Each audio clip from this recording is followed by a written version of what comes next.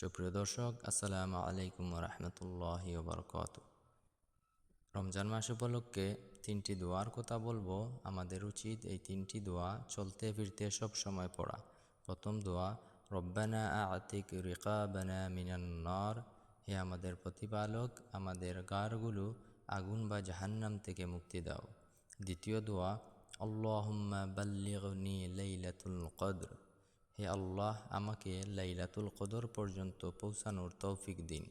তৃতীয় দোয়া, রব্বানা তাকাব্বাল মিন্না ইন্নাকা আনতাস সামিউল আলিম, হে আমাদের প্রতিপালক, আমাদের পক্ষ থেকে এটি গ্রহণ করুন, নিশ্চয়ই আপনি শ্রবণকারী সর্বজ্ঞ। প্রতিদিন প্রতি রাতে আমরা এই দোয়াগুলো বেশি বেশি করার চেষ্টা করব। প্রথম রাত থেকে শেষ রাত পর্যন্ত, শেষ 10 দিনের জন্য আমরা অপেক্ষা করব না। আল্লাহ আমাদের সকলকে লাইলাতুল কদর পাইয়ে দিবেন, আমাদের সকল আমলগুলো কবুল করে নেবেন ইনশাআল্লাহ।